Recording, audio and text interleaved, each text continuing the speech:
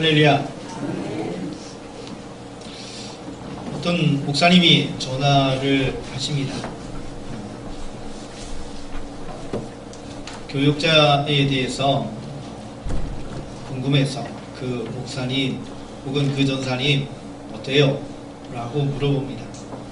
그러면 저희도 그렇게 이야기합니다. 0.5초 안에 이야기 안 하면 그분의 이야기를 잘 안 믿습니다. 왜냐면 뭔가 좀 좋은 이야기를 좀 해주려고 좀 생각하는 거죠. 평소에 생각했던 이야기가 아니라 뭔가 좀 좋게 얘기하려고 생각을 하는 시간을 갖게 되는데 0.5초도 안 걸리죠. 사실 그분에 대해서 우리가 누군가 이야기할 때 이분이 어때요? 라고 하면 금방 이야기 나옵니다. 0.1초 안에 이야기가 나오죠. 근데 이게 좀 1초 뜸들이고 그러면 어떤 의미가 있는다 그렇게 이야기합니다. 자, 오늘 그런 이야기예요. 성경의 말씀에 바나바라는 인물이 등장하고 있는데, 바나바가 사울, 이제 후에 바울이 되죠. 사울이라는 사람과 초대교회 지혜자들, 사도들과 중간에 있는 거예요. 그래서 이 바울이 어떻게 그 역할을 하게 되는지를 성경을 통해 찾아보면서 우리의 믿음을 돌아보는 시간이 되어지길 원합니다. 자, 오늘 등장하는 이야기를 보니까 사울이 예루살렘의 교회에 가서 제자들과 교제, 사귐을 갖고자 했다라고 합니다. 이제 그의 사역이 변화가 있어야 되고 또 교회 공동체 속에서 예루살렘 교회에서 인정받는 것 여러 가지들이 필요했으니까 예루살렘의 교회에 가서 제자들을 만나려고 합니다. 그런데 제자들이 어떻게 생각하죠? 그를 두려워했습니다. 여러분, 두려운 마음이 왜 생겨요? 그냥 생기지 않습니다. 내 앞에 내가 감당할 수 있는 사람이 왔다. 그러면 절대로 두려워하지 않습니다.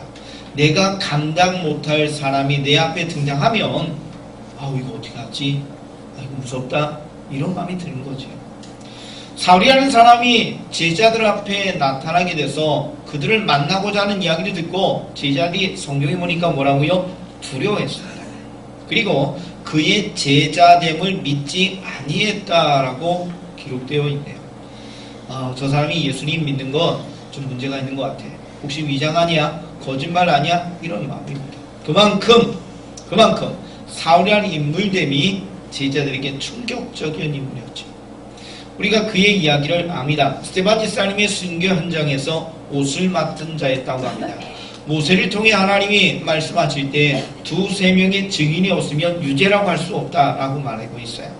1대1의 쌍방간의 관계 속에서 이 사람이 죄가 있어요, 아니에요 라고 이야기할 때 참 어렵습니다. 물론 그것을 어떻게 처리하느냐에 따른 말씀도 있지만 주님이 공개적인 증인을 세울 때는 1인이 아니라 2-3명의 증인이 있어야 한다라고 합니다.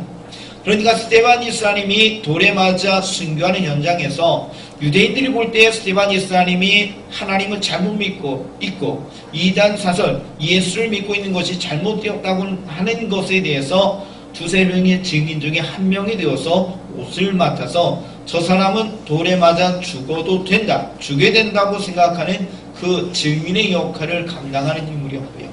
교회를 예루살렘 교회에서 많이 핍박했고 심지어 북쪽에는 다메섹에 예수를 믿는 사람이 있다는 소식을 듣고 대제사장의 공문을 받아서 그들을 붙잡으러 가고 있었다. 그런 이야기까지 잘 알고 있었기 때문에 예루살렘에 같이 있었으니까요.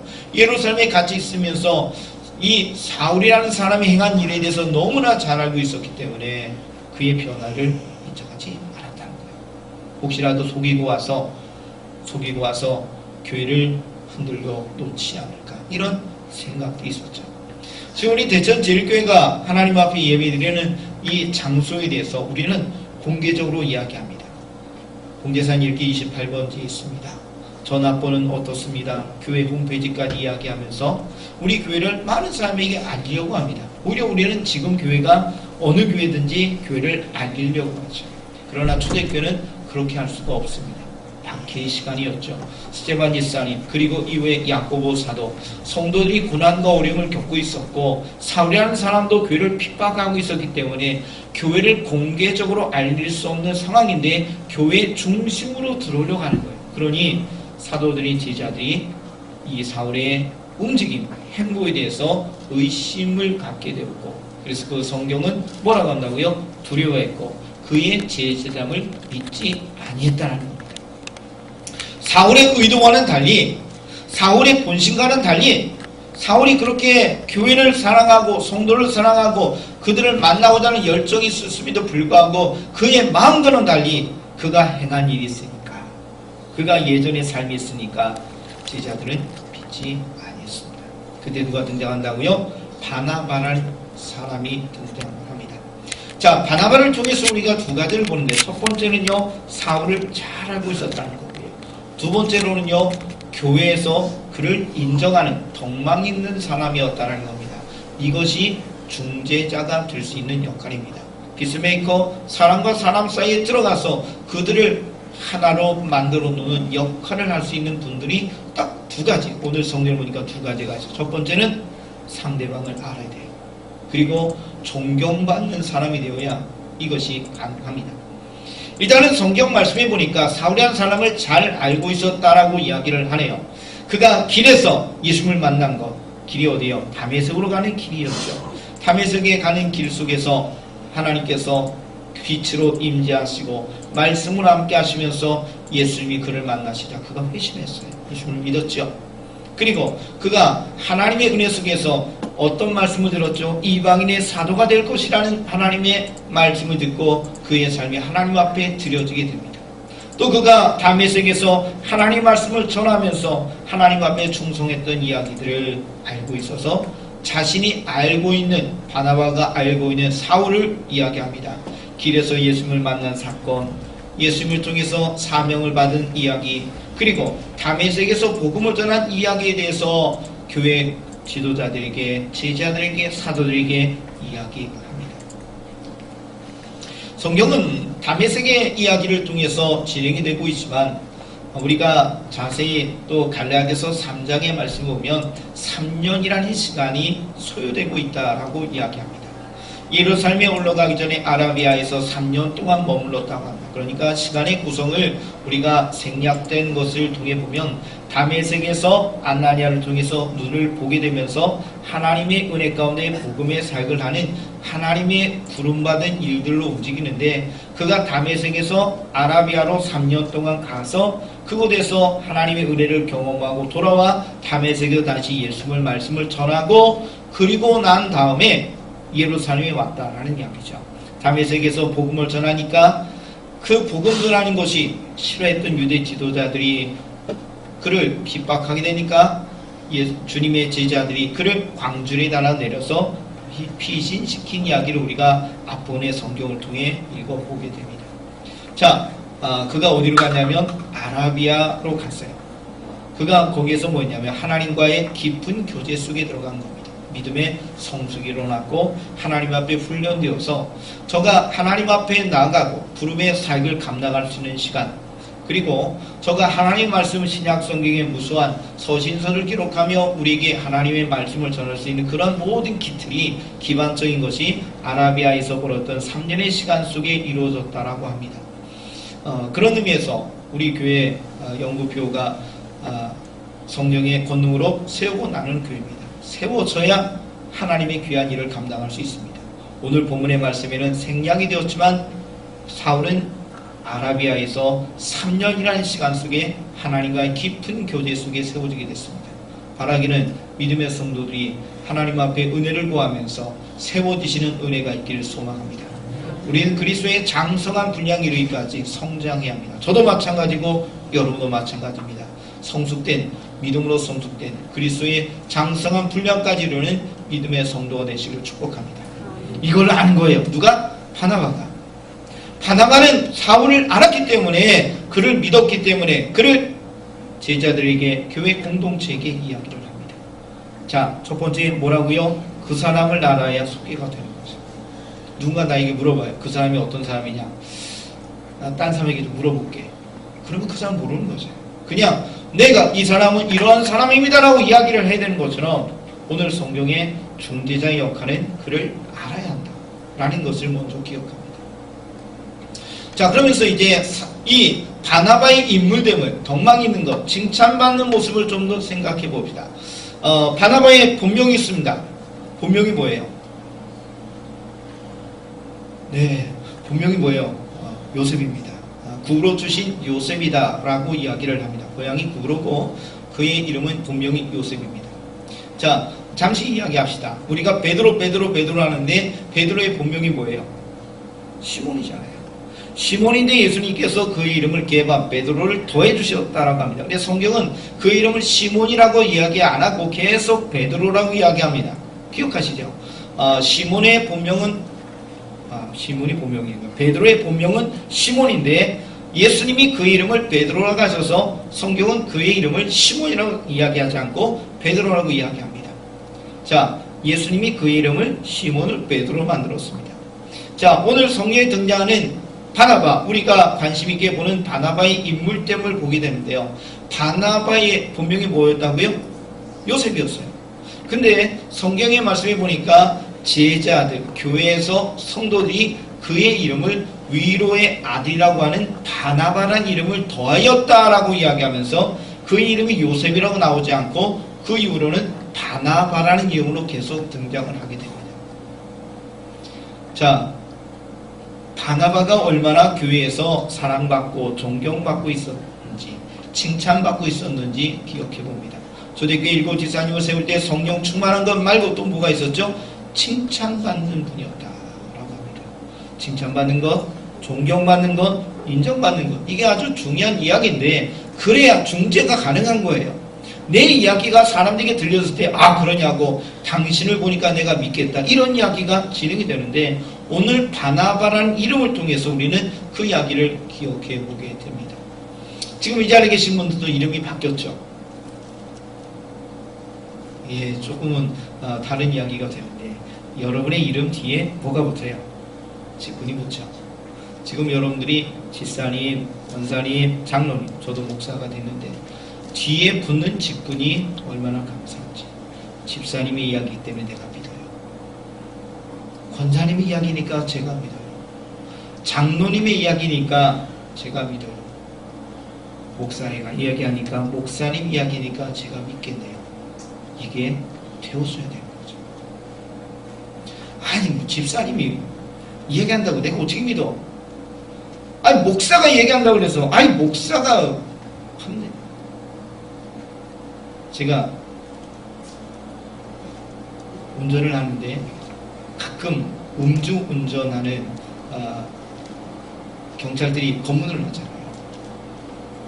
한 번은 여기 있을 때가 아니라 다른 게 있을 때 교회 이름이 딱 붙어있는 교회 승합차를 끌고 가고 있는데 경찰이 불러고 그러더라고요.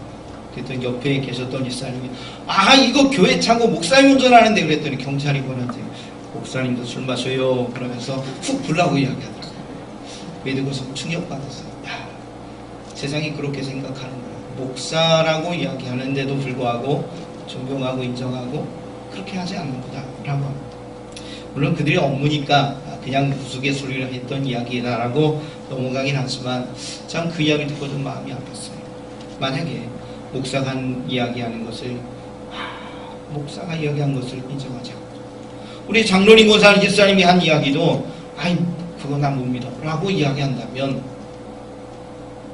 그렇게 덕망이 있고 칭찬받지 못한다면 안타까운 이야기죠. 그러나 오늘 본문의 말씀에 보니까 바나바 이야기를 성도들이 들은 거예요. 바나바가 이야기했습니다. 다른 사람이 이야기했으면 믿지 못하겠지만 바나바 당신이라니까, 위로의 아들이라고 우리가 당신 이름을 요셉에서 더해 주었는데 이제 우리가 요셉이라고 이름하지 아니하고 이름하지 않고 바나바라고 이름을 하고 당신은 부르는 그가 이야기하니까 우리가 믿겠다는 거죠. 그래서 교회가 사울을 인정하고 만남을 있게 되고 그 만남을 통해서 하나님 위대한 일이 이루어지게 됐습니다. 성경은 그 만남을 통해 복음의 역사가 일어나고 또 핍박하는 사람들이 헬라파 유대인들이 등장하여서 제자들이 가이사를 보내고 그리고 가사로 내려가고 하는 이야기가 등장하면서 하나님 교회가 예루살렘과 갈릴리와 사마리아와 하나님의 역사의 은혜의 말씀이 또 성령의 도심 속에 놀랍게 임하면서 교회의 성도의 수가 더해지는 하나님의 붕의 역사를 허락하고 계십니다. 오늘 주어진 이야기를 보면서 교회 이야기가 바로 이러구나. 사람과 사람 사이에 문제가 생겼을 때 우리가 그 가운데 들어가야 되고요. 교회뿐만 아니라 우리 믿음의 성도들의 인생의 삶 속에 많은 사회 공동체들이 있는데 여러분이 그 가운데 들어가서 사람과 사람을 연결해주는 중재 역할을 감당하는 일을 해야 되겠구나라는 마음을 갖게 됩니다. 사실 이 이야기는 우리의 주님의 이야기입니다. 바나바를 통해서 상징적인 이야기로 사울과 교회가 연결하는 중재자 역할을 하는 모습으로 이야기가 됐지만 그러나 우리의 주님이 바로 이 역할을 하신 것이잖아요. 우리가 예수님을 뭐라고 합니까? 우리의 주님이신데 그 주님이 뭐라고 하느냐? 화목제물이 되셨다라고 이야기합니다. 화목제물. 한번 따라합시다. 화목제물. 뭡니까? 하나님과 우리 사이에 화목제물이 되셨어요. 그러면 하나님과 우리 사이에 문제가 있는 것이죠. 그래서 성경은 하나님과 우리 사이가 원래는 원수관계였다고 이야기합니다. 우리는 하나님의 자녀가 아니라 진노의 자녀입니다. 심판받아 멸망하여 지옥에 들어갈 수밖에 없는 멸망받을 자였다는 거죠. 그런데 예수님이 우리 사이에 들어오셔서 하나님과 우리 사이, 원수된 우리 사이에 들어오셔서 십자가에 죽으시는 구속의 사건을 통해서 우리 죄가 사함받고 하나님과 원수가 됐던 우리가 멸망받은 우리가 하나님을 향하여 아버지라고 부르고 그 하나님 우리를 자녀로 인정해 주시는데 얼마나 감사해요. 근데 그 역할이 그 모습이 자연스럽게 이루어진 것이 아니라 예수님의 십자가의 사건을 통해서 화목제물 대신 그 하나님의 은혜를 통해서 이루어졌다는 사실을 기억해 봅니다. 우리의 삶 자체가 우리의 인생의 자체가 믿음의 길 자체가 화목제물 대신 중재자가 대신 예수님의 사역을 통해 이루어졌다는 사실을 기억해 본다면 바나바의 사역도 사실 예수님의 사역에 이어지는 이야기고 그렇다면 우리의 삶도 마땅히 이 모습 가운데 이어져야 된다고 믿습니다. 성대로 한번 따라합시다. 중재자가 되겠습니다. 우리의 삶은 이 일이 이루어져야 되는 거예요. 교회 안에서, 교회 밖에서 사실은 분쟁들이 많습니다. 국간에 많은 분쟁들도 있고요. 여러 일들이 상당히 많아요. 그 아픔들이 많아요. 그런데 그 모습 가운데 들어가서 사람들을 움직일 수 있는 그 영향력은 두 가지입니다. 그 사람을 알아야 되고요. 그리고 칭찬받는 분이 있습니다. 물론 전체적인 도움은 하나님의 도우심의 은혜의 성령의 역사도 있겠지만 우리가 그 역할 속에 하나님의 능력과 도우심 속에 두 가지를 실행할 수 있는 믿음의 성도 되시길 축복합니다. 상대방을 알아야 돼요. 사람을 알아야 돼요.